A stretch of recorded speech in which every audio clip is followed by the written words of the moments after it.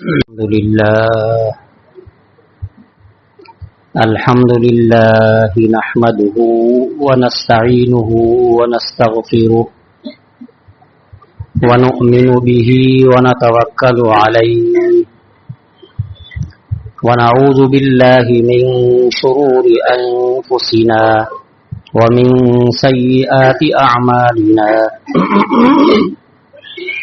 من يهده الله فلا مضل له ومن يضلله فلا هادي له ونشهد أن لا إله إلا الله وحده لا شريك ونشهد أن سيدنا ومولانا محمدا عبده ورسوله أرسله بالحق بشيرا ونذيرا وصلى الله تعالى على خير خلقه سيدنا محمد وآله وسلم تسليما كثيرا أما بعد أعوذ بالله من الشيطان الرجيم بسم الله الرحمن الرحيم يا بني آدم خذوا زينتكم عند كل مسجد وكلوا واشربوا ولا تسرفوا إنه لا يحب المسرفين قل من حرم زينة الله التي أخرج لعباده والطيبات من الرزق قل هي للذين آمنوا في الحياة الدنيا خالصة يوم القيامة كذلك نفصل الآيات لقوم يعلمون قل إنما حرم ربي الفواحش ما ظهر منها وما بطن والإثم والبغي بغير الحق وأن تشركوا بالله ما لم ينزل به سلطانا وأن تقولوا على الله تعلمون ولكل أمة أجل فإذا جاء أجلهم لا يستأخرون ساعة ولا يستقدمون صدق الله العظيم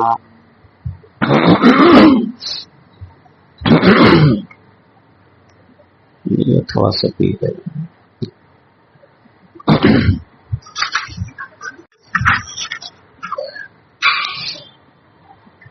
محترم بزرگوں اور دوستوں، یہ 8واں پارہ ہے، سورہ اعراف ہے۔ اس کی تلاوت کی گئی ہے آیت نمبر 32 سے، بلکہ آیت نمبر 31 سے 30 تک اس سے پہلے تلاوت کی گئی تھی، آیت نمبر 31 سے لے کر آیت نمبر 34 تک۔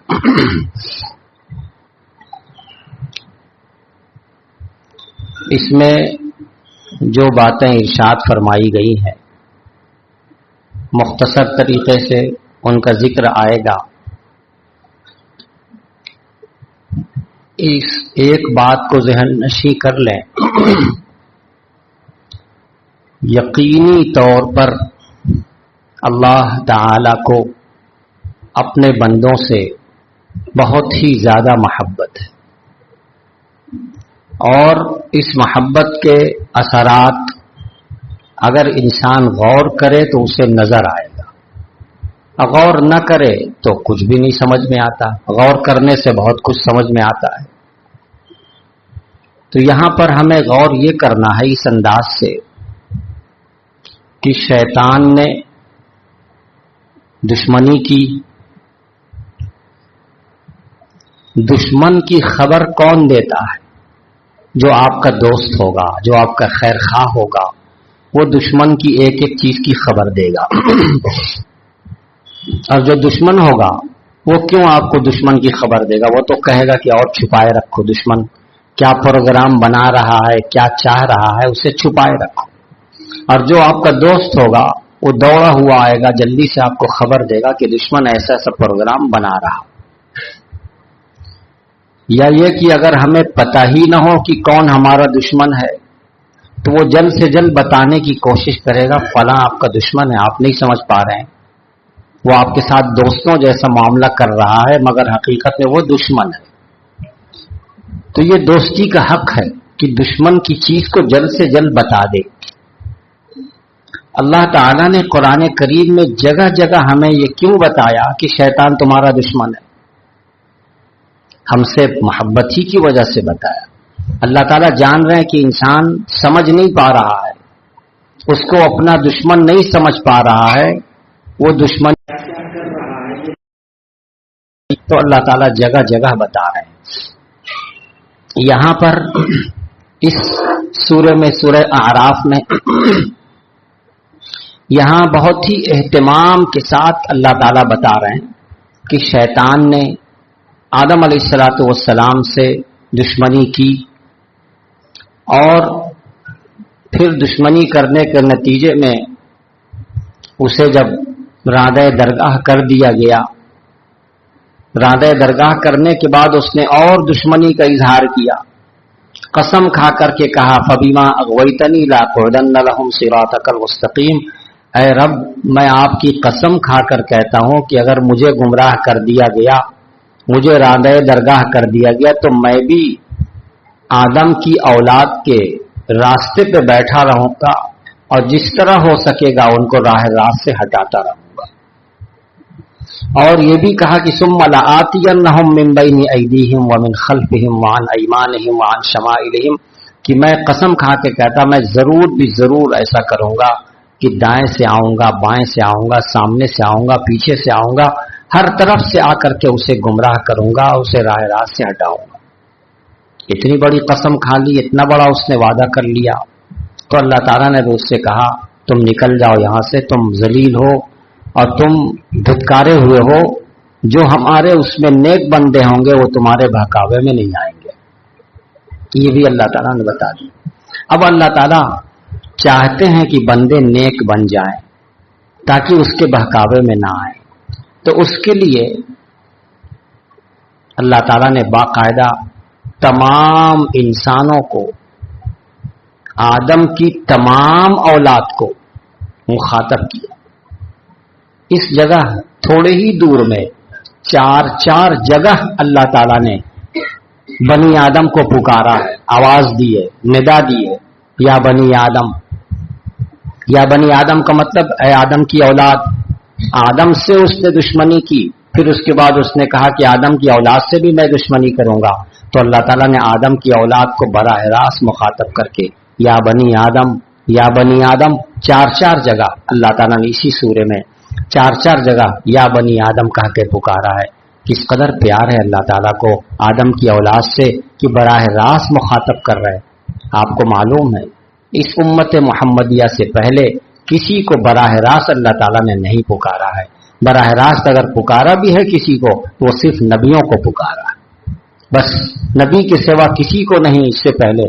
لیکن اس امت کو اللہ تعالیٰ نے یہ اعزاز بخشا کہ براہ راست ایک ہی جگہ، ایک ہی سورے میں بس چند آیات کے فاصلے پر یا بنی آدم، یا بنی آدم، یا بنی آدم، اے آدم کی اولاد سنو، اے آدم کی اولاد سنو، یہ مخاطب کر کے یہ کس قدر پیار بھرا جملہ ہے اور کس قدر اللہ تعالیٰ کی محبت ہے اپنے بندوں سے جو اللہ تعالیٰ بتا رہے ہیں۔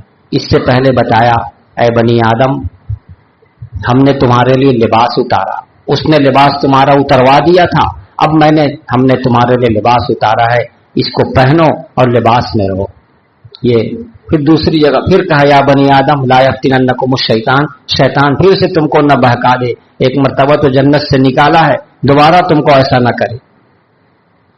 اب یہاں پر یہ اس آیت میں جو بھی ہے یہ تیسرا ہے. اس میں فرما رہے ہیں یا بنی آدم خذوا زینتکم عند کل مسجد. وہ ہم نے آپ سے تذکرہ کیا تھا کہ لوگ خانہ کعبہ کا طواف کرتے تھے تو لباس اتار دیتے تھے. شیطان وہاں تک کامیابی حاصل کر چکا تھا. خانہ کعبہ کا طواف کرنے والے لباس اتار کے طواف کرتے تھے. مرد دن میں اور عورتیں رات میں طواف کرتی ننگے ہو کر کے.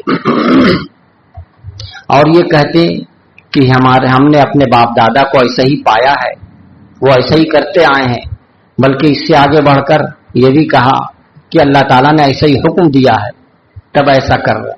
یہ بہت آگے بڑھ کر کے یہ بات انہوں نے کہی. تو اس آیت کریمہ میں اللہ تعالیٰ حکم دے رہے ہیں یا بنی آدم خذوا زینتکم عند کل مسجد. اے آدم کی اولاد, تم اپنی زینت کا لباس پہن لو عند کل مسجد, ہر نماز کے وقت.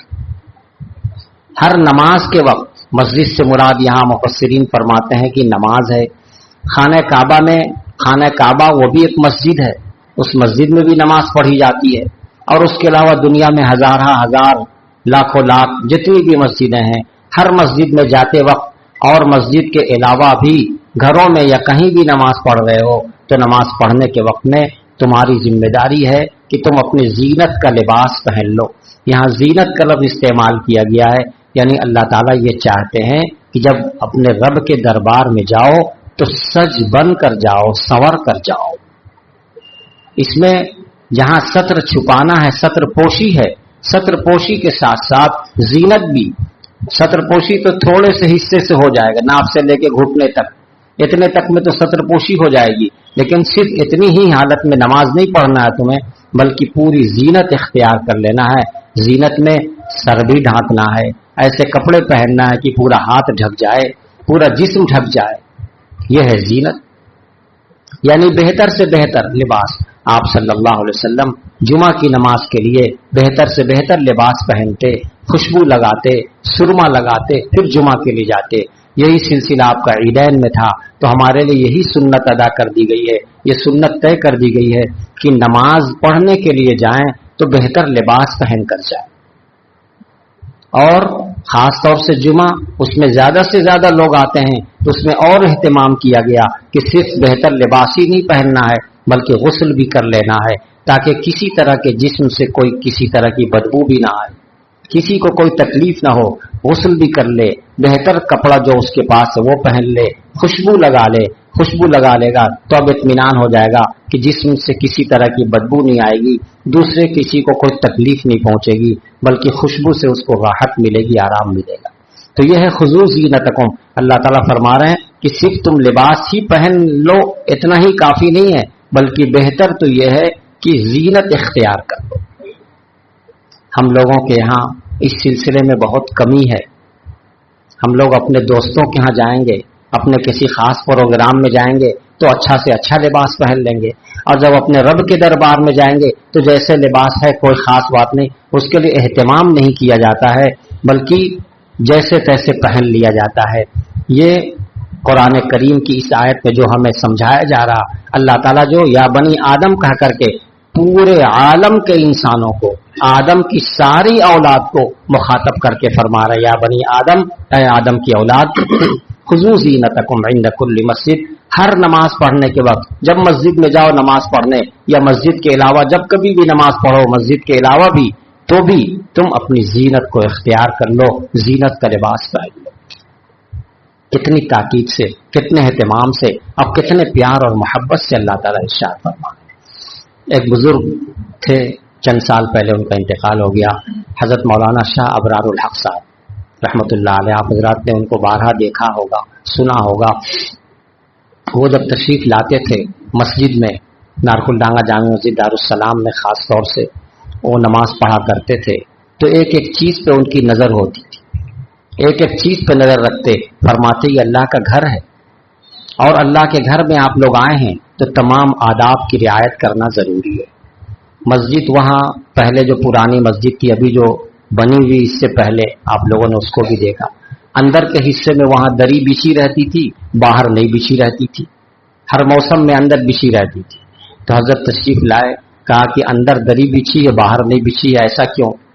یہ فرق کیوں کیا جا رہا؟ جو اندر پڑھیں گے وہ دری پہ پڑھیں گے، جو باہر پڑھیں گے وہ ننگی زمین پہ پڑھیں گے، یہ فرق صحیح نہیں۔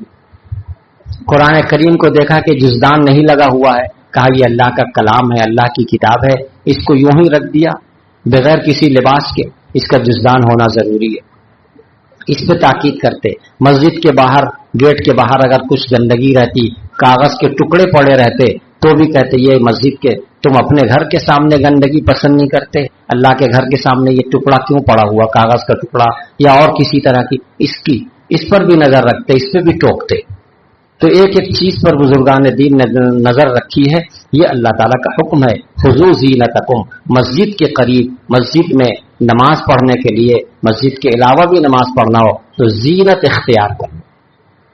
تو اس وقت مسجد میں ٹوپی رکھی رہتی تھی، وہ پلاسٹک کی نہیں ہوتی تھی، پلاسٹک کی ٹوپی تو اب نکل گئی، پہلے کھجور کے حصے کی ٹوپی رکھی رہتی تھی۔ ایک جوان سے کہا قریب بلا کر کے، تم شادی میں جاؤ گے تو یہ پہن کے جاؤ گے؟ اس نے کہا نہیں جائیں گے۔ اس وقت صحیح بات ہے کہ میں بھی نہیں سمجھ پا رہا تھا حضرت نے یہ سوال کیوں کیا۔ اس سے پوچھا کہ تم شادی میں جاؤ گے تو یہ ٹوپی پہن کے جاؤ گے؟ اس نے کہا نہیں۔ اور کچھ اور پوچھا کہ فلاں رشتے دار کے پاس جاؤ گے تو یہ ٹوپی پہن کے جاؤ گے؟ کہا نہیں۔ تو کہا کہ اپنے رب کے پاس کیوں چلے آئے اسی ٹوپی میں؟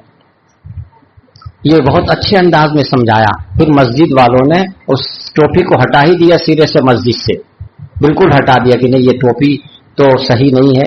جب اللہ تعالیٰ کے دربار میں ہم کو آداب کے ساتھ جانا ہے، زینت کے ساتھ جانا ہے، تو وہ ٹوپی ہٹا دی گئی۔ پھر اس کے بعد کپڑے کی ٹوپی سلوا کر کے بہت اچھی رکھی گئی تھی، لیکن لوگوں کی غفلت کا حال یہ ہے کہ ٹوپی پہنتے، نماز پڑھ کے نکلتے تو رکھنا بھول جاتے، وہ سر پہ رکھے ہی رکھے گھر چلے جاتے۔ اب گھر جانے کے بعد کس کو خیال رہتا ہے کہ جلدی سے بھیج دیں؟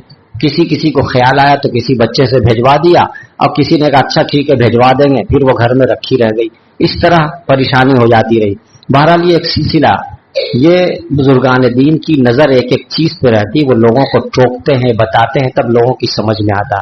تو اس آیت سے جو ہم کو سمجھ میں آ رہا ہے کہ خذوا زینتکم عند کل مسجد، طواف ننگے ہو کر کے کرنا یہ تو بہت بڑی بے حیائی کی بات ہے۔ یہاں تو ادب سکھایا جا رہا ہے کہ ہر مسجد میں اور ہر نماز کے وقت تم زینت اختیار کر کے جاؤ، زینت کے ساتھ آداب کی رعایت کرتے ہوئے۔ بہت سی جگہ ہم نے دیکھا ہے کچھ لوگوں کو کہ بس گمچھا اوڑھ لی اور نماز کی نیت مان لی۔ یہ تو ظاہر ہے کہ یہ بہت بڑی گستاخی ہے، خدا تعالیٰ کے جناب میں بہت بڑی گستاخی، بے ادبی ہے۔ کپڑے کا اہتمام کرنا چاہیے نماز کے وقت میں۔ میں آپ کو سناؤں، میرے استاد محترم حضرت مفتی سعید احمد صاحب پالنپوری نور اللہ مرقدہ دارالعلوم دیوبند میں حدیث پڑھاتے تھے۔ ایک لمبے عرصے تک انہوں نے حدیث پڑھائی، ترمذی شریف ہم نے ان سے پڑھی۔ وہ اپنے استاذ کا قصہ بیان کرتے تھے۔ ان کے استاذ تھے، انہوں نے فرمایا کہ وہ مصر کے رہنے والے تھے۔ دارالعلوم دیوبند میں مسجد میں جب وہ نماز پڑھنے کے لیے جاتے تو انہوں نے سنایا کہ بہت شدید گرمی کا موسم تھا اور گرمی سے ان کے جسم پہ پھولے نکل جاتے تھے، پورے جسم پر بڑے بڑے پھولے نکل جاتے شدت گرمی سے۔ لیکن جب نماز کا وقت ہوتا وہ مسجد جاتے تو بہترین کرتا پہنتے اور اس کے اوپر سے عبا پہنتے، جبہ بھی پہنتے، ان کو جبہ پہننے کی عادت تھی، جبہ پہنتے، پگڑی باندھتے اور اس کے بعد مسجد جاتے اور فرض نماز جماعت سے اہتمام سے پڑھتے بہت، اور نماز پڑھ کر کے آتے اپنے کمرے میں جلدی سے سارے کپڑے اتارتے، دیکھا جاتا پورے جسم پہ موٹے موٹے پھپولے پڑ گئے، سب کچھ اتارتے۔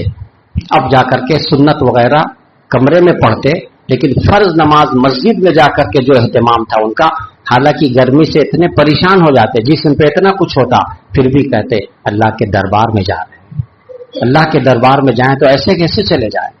جیسے ہم دنیا کی کسی مجلس میں جاتے ہیں تو اتنا پہن کر جاتے ہیں، اب اللہ کے دربار میں جائیں گے تو کیسے ویسے ہی چلے جائیں؟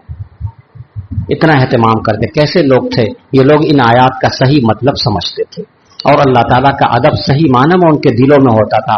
ہم بھی ابھی بھی لوگوں سے ملاقات ہوتی ہے، کچھ لوگ آدھا پہنے رہتے ہیں اور نماز میں آتے ہیں تو ہم ان سے کہتے ہیں کہ آپ آدھا پہنے رہیں گے تو نماز آدھی ہوگی، پوری پہنے رہیں گے تو پوری ہوگی نماز۔ تو نماز کے وقت اس کا اہتمام کرنا چاہیے، کوشش کرنا چاہیے کہ ہم اللہ کے دربار میں جا رہے ہیں، اللہ کے سامنے حاضر ہو رہے ہیں، لہذا ادب کے ساتھ، اہتمام کے ساتھ، سر سے لے کے پیر تک پورے جسم میں زینت اپنا کر کے، زینت ہمارے لیے کیا ہے؟ ٹوپی بھی لگا لیا، کرتا بھی اچھی طرح پہن لیا جس سے پورا ہاتھ ڈھک جائے، اور اسی طریقے سے پاجامہ ہو، لنگی ہو، جو لباس ہے وہ ڈھکا ہوا پوری طرح ہونا چاہیے، اس طرح پہن کر کے مسجد میں اور ہر نماز کے لیے انسان کو حاضر ہونا چاہیے۔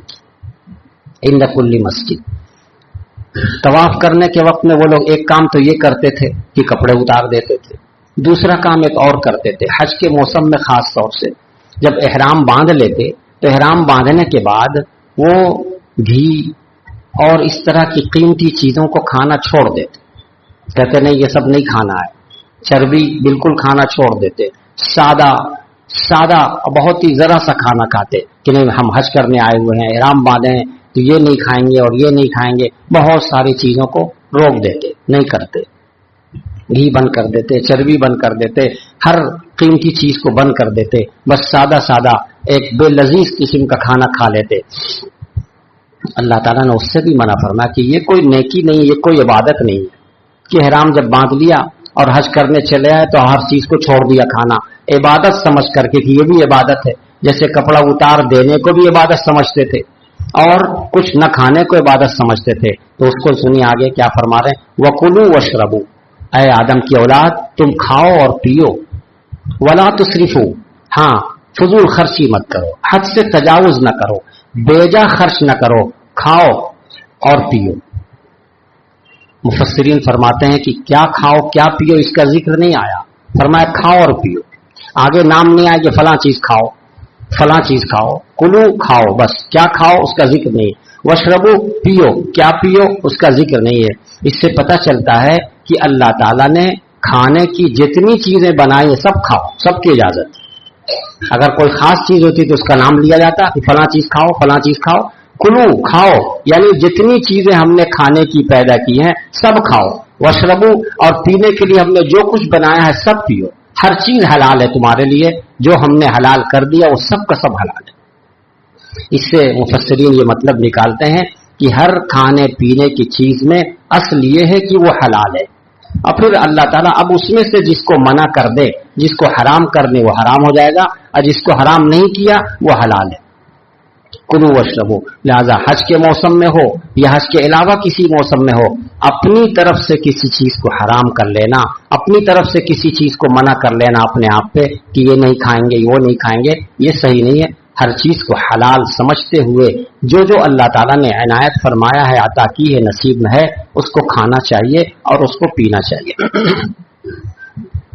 اس کھانے اور پینے کا جو سلسلہ ہمارے استاد محترم حضرت مولانا اعجاز احمد صاحب اعظمی نور اللہ برکتہ تشریف لاتے تھے، تو ان کے سامنے ایک صاحب آئے، آ کے کہنے لگے کہ حضرت اللہ تعالیٰ نے تو قرآن میں کہا کھاؤ پیو بس، کلو وشربو۔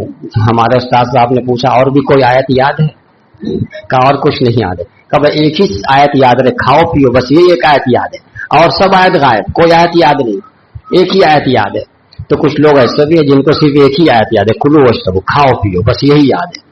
ہمارے یہاں لوگوں نے اس آیت کو بھی اب یاد کرنے کی زحمت نہیں گوارا کی ہے، یہ ذہن بنا لیا کہ ہر وقت کھاتے رہنا، ہر وقت کھاتے رہنا۔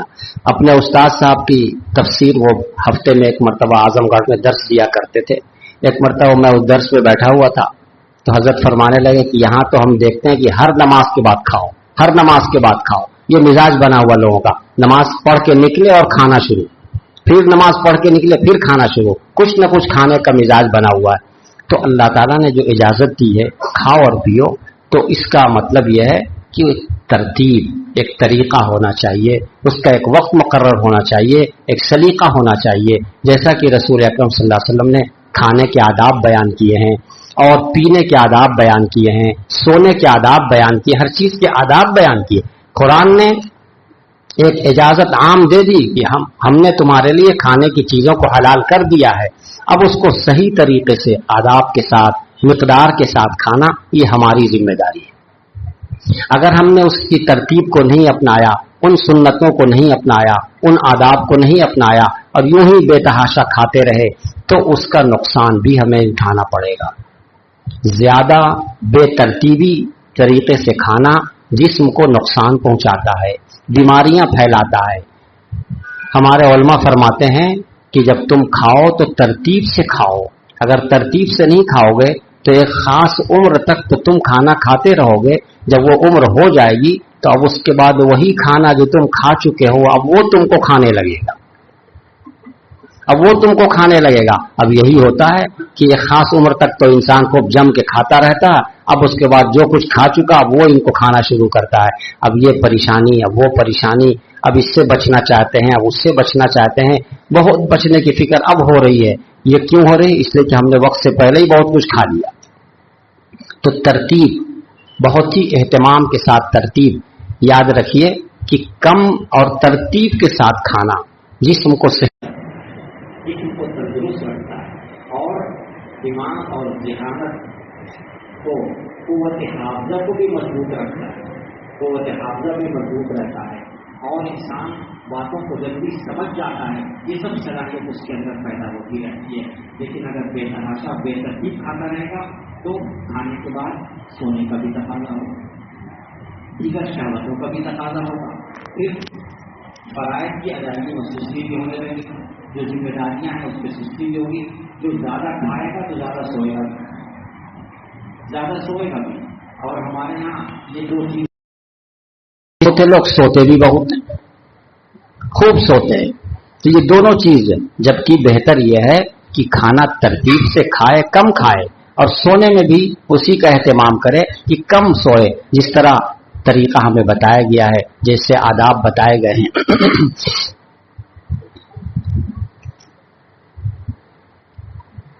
हारून रशीद बहुत बड़े बादशाह गुजरे हैं, आप लोगों ने नाम सुना।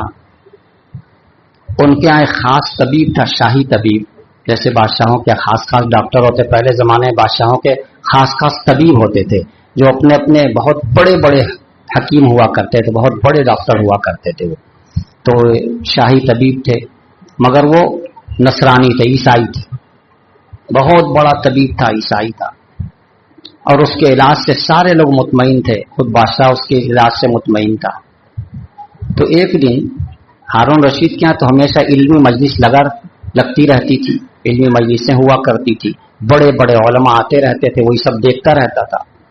तो एक दिन उसके यहाँ एक आलिम थे जिनका नाम था अली इब्न हुसैन। अली इब्न हुसैन से उस ईसाई तबीब ने कहा कि भाई तुम्हारी जो किताब है कुरान करीम, इसमें तिब का कहीं जिक्र है?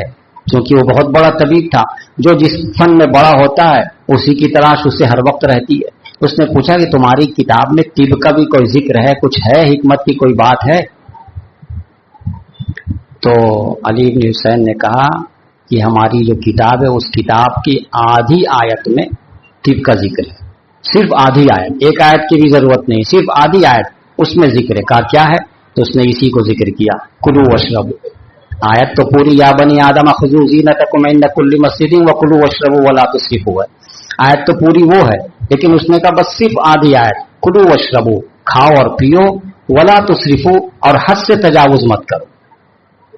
खाओ और पियो और हद से तजावुज मत करो, क्योंकि अल्लाह ताला हद से तजावुज करने वालों को पसंद नहीं करता। तो फिर उसने कहा कि तुम्हारे रसूल के यहाँ यानी हदीस में उसमें भी कुछ तिब का कहीं जिक्र है, कुछ है, हिकमत की कुछ बातें हैं, डॉक्टरी कुछ बातें हैं? तो उसने कहा कि हमारे रसूल के कलाम में बस चंद कलिमात हैं, चंद कलिमात, बस चंद कलिमात में तिब का जिक्र है। कहा वो क्या है? कहा कि हमारे प्यारे रसूल सल्लल्लाहु अलैहि वसल्लम ने फरमाया कि मैदा बीमारी का घर है। ये आपका फरमान है, मैदा बीमारी का घर है और परहेज करना ये इलाज का सर है। मैदा बीमारी का घर है और इलाज ये क्या? परहेज इलाज का सर है। ये आप सल्लल्लाहु अलैहि वसल्लम ने फरमाया है। ये सुन करके उसने कहा कि भाई एक जुमला और हदीस में, वो भी हम आपको सुना दें। आप सल्लल्लाहु अलैहि वसल्लम का फरमान ये भी है कि तुम अपने जिस्म को हर वो चीज दो जिसका तुमने उसको आदत बना दिया, जिसकी आदत तुम बना चुके हो, जिसकी आदत उसको डाल चुके वो उसको देते रहो। ये हदीस पूरी हुई। تو उस शख्स ने, वो हकीम जो था ईसाई, उसने कहा भाई तुम्हारी किताब और तुम्हारे रसूल का फरमान, इन दोनों ने तो जाली नोस के लिए कुछ छोड़ा ही नहीं। सबसे बड़ा हकीम जाली नोस गुजरा है, कहीं आपकी किताब ने और आपके रसूल के फरमान ने तो जाली नोस के तिब के लिए कुछ छोड़ा ही नहीं है। यानी सारी तिब इन्हीं दो जुमलों में बयान कर दिया, किताब की आधी आयत ने और रसूल अकरम सल्लल्लाहु अलैहि वसल्लम के चंद कलिमात ने। वाकई जो शख्स इस आयत की तशरीह में जाएगा कि कुलू वशरबू वला तुसरिफू, खाओ और पियो और हद से तजावुज मत करो, हद के अंदर रहो। और इसी तरीके से मैदा बीमारी का घर है और परहेजगारी इलाज का सर है। सबसे बेहतर इलाज परहेज कर लेना। परहेज कर लेना एक ऐसी चीज है कि बहुत सी बीमारी खुद ब खुद भाग जाती। उलमा किराम बयान फरमाते हैं कि जिस शख्स के यहाँ दवा और परहेज दोनों एक साथ जमा हो जाए वो सेहतमंद हो जाएगा, बीमारी उसकी खत्म हो जाएगी और वो सेहतमंद हो जाएगा। क्या क्या? दवा और परहेज दोनों एक साथ हो। और अगर कोई दवा नहीं कर सका तो अब उसके बाद एक ही चीज रह जाती है, परहेज। परहेज और दवा, इन दोनों में भी सबसे बेहतर परहेज है, इसलिए कि परहेज के साथ दवा फायदा करती है, परहेज के बगैर दवा भी फायदा नहीं करती। तो इससे क्या समझ में आया कि परहेज ये सबसे बेहतर चीज है, सबसे आसान चीज है, लेकिन लोग परहेज करना चाहते ही नहीं। जब बीमारी पकड़ लेती है, जब डॉक्टर टेस्ट करके बता देता है कि आपको ये है, अब परेशान होते, अब परहेज करना शुरू करते। पहले ही से अगर आदमी परहेज में रहे, यहाँ जो कह दिया गया खाओ और पियो, हद से तजावुज मत करो, बेजा मत करो, तो पहले ही से बेजा से बचता रहेगा, पहले ही से, तो इसकी जरूरत ही नहीं पड़ेगी डॉक्टर को कहना पड़े अब ये मत खाओ और वो मत खाओ और वो मत खाओ। तो समझ में आ रही बात? इस आयत से कितना कुछ समझ में आ रहा। और सुन लीजिए, एक हदीस भी सुन लीजिए। आप लोग बैठे हुए हैं, मैं चाहता हूं कि मुझे भी फायदा पहुंच जाए, आप लोगों को भी फायदा पहुंच जाए, इसलिए कभी जिससे पूछिए वही कहता मैं बीमार हूं, जिससे पूछिए वो कहता मैं बीमार हूं। अब तो पूछने की भी जरूरत नहीं, बगैर पूछे कहता हम बहुत परेशान हैं, बहुत बीमार हैं। तो बात यह है कि खाओ और पियो के साथ जो तीसरा जो लफ्ज है कि हद से तजावुज मत करो, बेजा न करो, इस पर हमारा अमल नहीं हो रहा है, इसीलिए ऐसा हो रहा। आप सल्लल्लाहु अलैहि वसल्लम फरमाते हैं कि बनी आदम ने अपने पेट के बर्तन से ज्यादा किसी बर्तन को नहीं भरा जो बुरा है। सबसे बुरा बर्तन जो बनी आदम भरता है वो पेट है। गोया इंसान जितने बर्तनों को भरता है उन सब में सबसे बुरा बर्तन कौन है? जिसको भरता है वो पेट है। इसका मतलब यह हुआ कि पेट को भरना नहीं चाहिए, कुछ खाली रहने देना चाहिए। बल्कि एक जगह उसके बाद आप फरमाते हैं कि अगर तुम नहीं मानते हो, तुम्हारी जिद है कि नहीं हम भरी के रहेंगे, आपने फरमाया कि इंसान के लिए चंद लुकमे काफी हैं जो उसकी पीठ को सीधा रखे, कमर सीधी रहे, वो जिंदा रहे, बस चंद लुकमे काफी हैं। लेकिन अगर तुम नहीं मानते हो कि नहीं हम ज्यादा ही खाएंगे, तो आप सल्लल्लाहु अलैहि वसल्लम फरमाते तब ऐसा कर लो, 1/3 खाना खा लो, 1/3 पीने के लिए जगह छोड़ दो और उसके बाद 1/3 सांस लेने के लिए छोड़। ये बहुत अच्छी तरतीब रसूल अकरम सल्लल्लाहु अलैहि वसल्लम ने इरशाद फरमा दी है कि अगर तुम नहीं मानते हो, चंद लुकमे पे नहीं तैयार हो, तो इतना कर लो कि 1/3 खाना खा लो, 1/3 पीने के लिए छोड़ दो और 1/3 सांस लेने के लिए छोड़ दो। जानते हैं आप हमारे उलमा क्या फरमाते हैं? उलमा किराम मुफस्सिरीन फरमाते हैं कि अगर बुकरात को ये बात मिल जाती, ये खबर मिल जाती, ये तकसीम जो आप सल्लल्लाहु अलैहि वसल्लम ने फरमा दी है, बुकरात को ये खबर मिल जाती तो वो भी हैरत में पड़ जाता कि इतनी अच्छी तकसीम तो आज तक हमने कभी सोचा नहीं। बुकरात ने भी ऐसी बात नहीं सोची, जो एक एक पौधे में लगा रहता था, जंगलों में घूम घूम करके जड़ी बूटी तलाश करता रहता था और बहुत कुछ उसने बनाया, इसी तरह जाली ने उसने। तो उलमा फरमाते हैं बुकरात को भी ये खबर मिल जाती तो हैरत में पड़ जाता कि इतनी अच्छी तकसीम आपने फरमाई। बिला शुबा ये ऐसी तकसीम है कि उससे पहले किसी ने नहीं बताई जो आप सल्लल्लाहु अलैहि वसल्लम ने बताया। हम लोग भी इसको अपना लें, पेट भरने की कोशिश न करें, बल्कि उसको 3 हिस्सों में बांट दें। एक हिस्सा खाना खाएं, दूसरा हिस्सा पानी के लिए छोड़ दें और तीसरा हिस्सा आसानी से सांस तो ले सके, सांस लेने के लिए छोड़ दें। फिर देखिए सेहत कैसी रहती है, बिल्कुल सेहत ठीक रहेगी।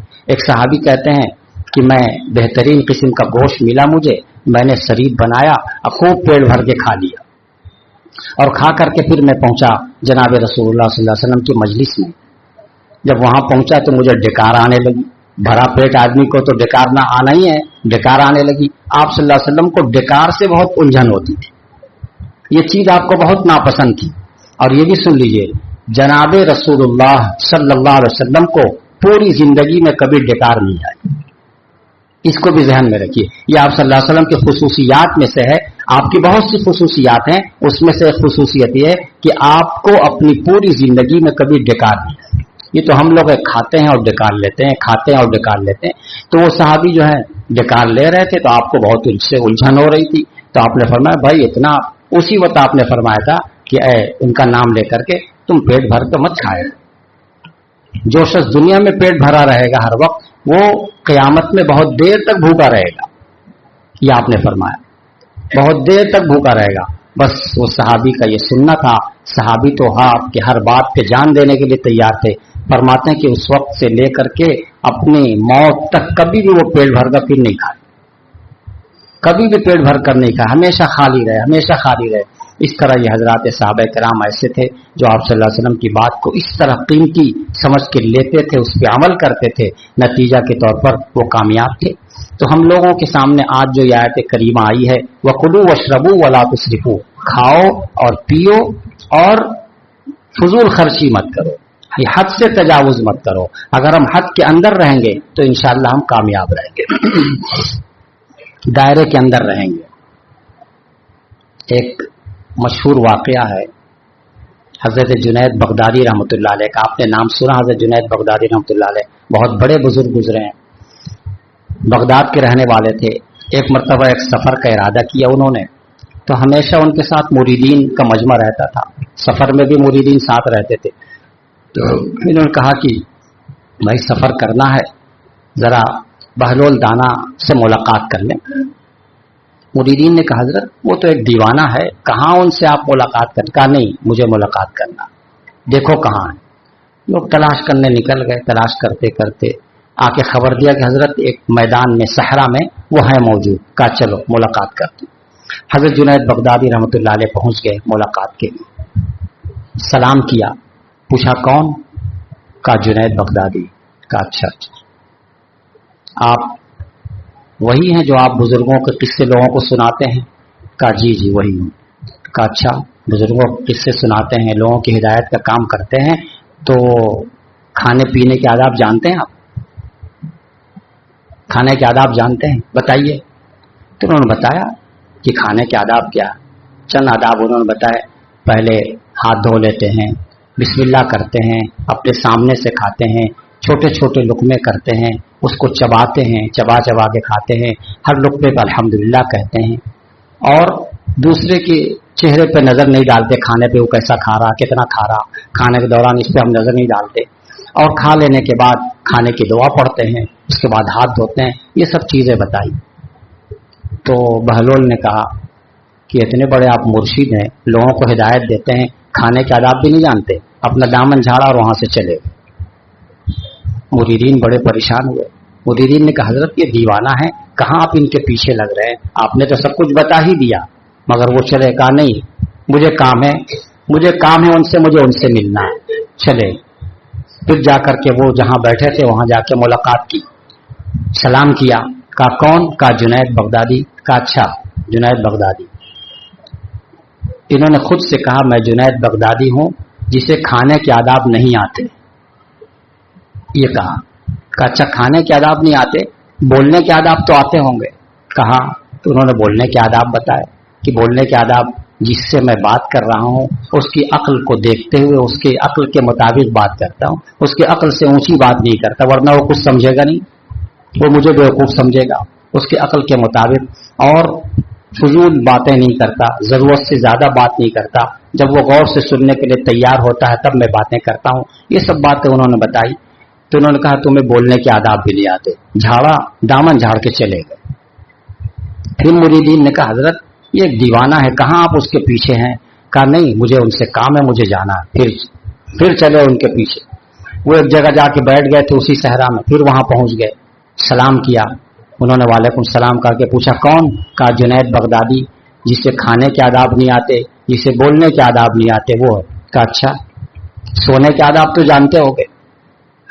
تو انہوں نے سونے کے آداب بتائے جو اپنے بزرگوں سے بڑوں سے جو سن رکھا تھا، جو حدیثوں میں ہے اس کو ذکر کیا. تو پھر انہوں نے دامن جھاڑا، کا سونے کے آداب بھی نہیں آتے، اب چلنے لگے. اب حضرت جنید بغدادی نے ان کو پکڑ لیا، کہا میں کھانے کے آداب بھی نہیں جانتا، بولنے کے آداب بھی نہیں جانتا، سونے کے آداب بھی نہیں جانتا، اب آپ کو بتانا ضروری ہو گیا، اب آپ بتاتے جائیں. تو وہ بیٹھ گئے.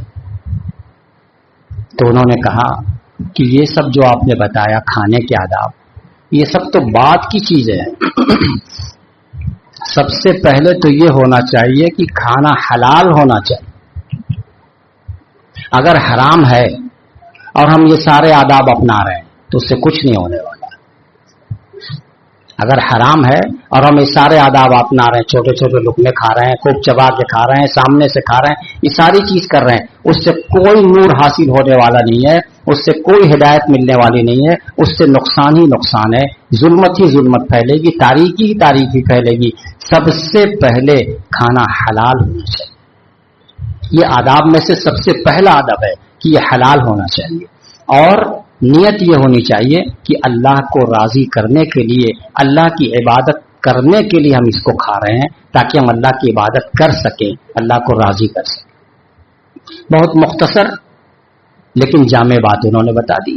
اصل میں توجہ یہی دلانا تھا کہ کھانے کے دوسرے آداب تو یاد کر لیتے ہیں، لیکن بنیادی چیز جو سب سے پہلے نمبر پر ہے کہ وہ حلال ہونا چاہیے، جس سے نور ٹپکتا ہو، نور نکلتا، وہ ہونا چاہیے.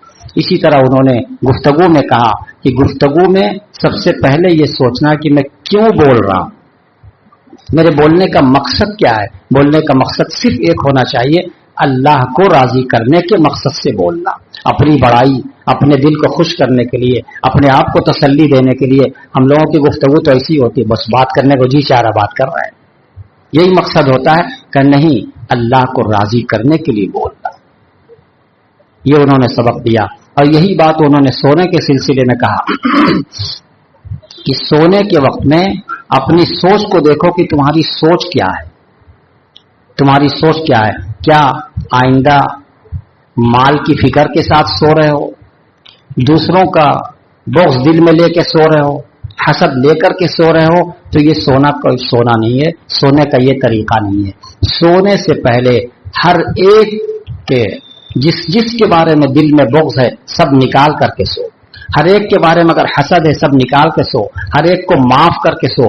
مال کی فکر کے ساتھ نہیں سو کہ کل کیا ہوگا، پھر یہ کیا ہوگا، اس فکر کے ساتھ نہیں. ان سارے فکروں کو نکال کر کے سونا. ظاہر ہے کہ یہ سب تو بڑے اونچے آداب ہیں، بڑے اونچے آداب ہیں. ان کو حاصل کرنے کے لیے تو بزرگوں کی خدمت میں مدتوں بیٹھنا پڑے گا. وہ حضرت جنید بغدادی رحمۃ اللہ علیہ تو بہت کچھ حاصل کر چکے تھے، تب جا کے انہوں نے ان کو بتایا. اور کیسے بتایا؟ پہلے جھاڑ دیا کہ نہیں آتا تاکہ احساس پیدا ہو جائے کہ واقعی ہمیں نہیں آتا ہے. تو یہ ہیں کھانے کی وہ آداب، بولنے کے آداب اور سونے کے آداب، ہر چیز کے آداب. قرآن نے ایک ایک جملے میں سب کچھ کہہ دیا ہے. اب اس کی تفصیل جناب رسول اللہ صلی اللہ علیہ وسلم سے، پھر آپ سے سنے ہوئے لوگ حضرات صحابہ کرام اور اکابرین سے سننا پڑتا ہے. انہ لا یحب المسرفین، یقیناً اللہ تعالیٰ بے حد سے بڑھ جانے والے کو، بیجا خرچ کرنے والوں کو پسند نہیں کرتا ہے. آگے ایک آیت اور کر لے رہے ہیں، اگرچہ اب وقت شاید ہو چکا یا زیادہ ہو چکا، رہنے دے رہے ہیں، پھر آئندہ انشاءاللہ. کھانے پینے کی بات سے لوگ بہت خوش ہوتے ہیں، اس لیے لوگ بہت غور سے سن رہے تھے. اللہ تعالیٰ مجھے بھی ان باتوں پہ عمل کی توفیق عطا فرمائے اور آپ کو بھی. درود شریف پڑھ کے دعا کریں. اللهم صل على سيدنا ومولانا محمد كما صليت على إبراهيم وعلى آل إبراهيم إنك حميد مجيد. اللهم بارك على محمد وعلى آل محمد كما باركت على إبراهيم وعلى آل إبراهيم إنك حميد مجيد. ربنا ظلمنا أنفسنا وإن لم تغفر لنا وترحمنا لنكونن من الخاسرين. ربنا ظلمنا أنفسنا وإن لم تغفر لنا وترحمنا لنكونن من الخاسرين. یا اللہ یا ارحم الراحمین، ہم سب کے گناہوں کو معاف فرما دیجئے، ہم سب کی کوتاہیوں سے درگزر فرما دیجئے، ہم سب کی پریشانیوں کو دور فرما دیجئے. یا اللہ یا ارحم الراحمین، کسی بھی معاملے میں حد سے تجاوز کرنے کو آپ ناپسند کرتے ہیں. حد سے تجاوز کرنے سے ہم سب کی حفاظت فرما دیجئے. یا اللہ بیجا کام سے ہم سب کی حفاظت فرما دیجئے. یا اللہ ہر کام کو ہم دائرے کے اندر رہ کر کریں اس کی توفیق عطا فرما دیجئے اور ہماری مدد فرما دیجئے. یا اللہ جن جن لوگوں نے دعا کی درخواست کی ہے اور جن مقاصد کے لیے کی ہے ان کے تمام مقاصد حسنہ میں کامیابی عطا فرما دیجئے. مقاصد حسنہ میں کامیابی عطا فرما دیجئے. یا اللہ آپ کے کلمے کو بلند کرنے کے لیے جو لوگ محنتیں کر رہے ہیں، جان کی بازی لگا رہے ہیں، ان کے حوصلوں کو بلند فرمائیے. یا اللہ ان کے ایمان کو مضبوط سے مضبوط تر فرمائیے اور ان کے ذریعہ سے دوسروں کے ایمان کو بھی مضبوط فرمائیے. یا اللہ ان کی خصوصی مدد فرمائیے، خصوصی رحمت نازل فرمائیے. یا اللہ خصوصی رحمت نازل فرمائیے. یا اللہ خصوصی رحمت نازل فرمائیے.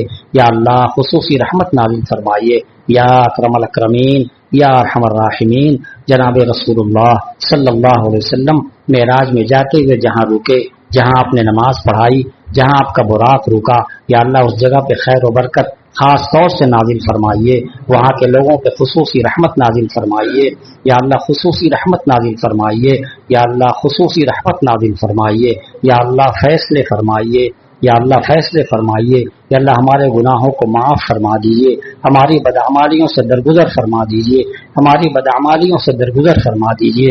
ہمارے گناہوں کی نحوست پورے عالم میں پھیلتی جا رہی ہے. یا اللہ ہمارے گناہوں کی نحوست پورے عالم میں پھیلتی جا رہی ہے. یا اللہ ہم کو گناہوں سے بچا دیجیے. یا اللہ ہم کو گناہوں سے بچا دیجیے. ہر معاملے میں ہم حد سے آگے بڑھتے چلے جا رہے ہیں. یا اللہ اس کو ختم فرما دیجیے. حد کے اندر رہنے کی توفیق عطا فرما دیجیے. حد کے اندر رہنے کا طریقہ سکھا دیجیے. یا اللہ حد کے اندر رہنے کا طریقہ سکھا دیجیے، دائرے کے اندر رہنے کا طریقہ سکھا دیجیے، اس پر عمل کرنا آسان فرما دیجیے. یا اللہ مریضوں کو شفا کلی عطا فرما دیجیے، بیماروں کو شفا کلی عطا فرما دیجیے. ربنا تقبل منا انک انت السمیع العلیم وتب علینا انک انت التواب الرحیم. وصلی اللہ تعالی علی خیر خلقہ سیدنا محمد وآلہ وصحبہ اجمعین برحمتک یا ارحم الراحمین. لا الہ الا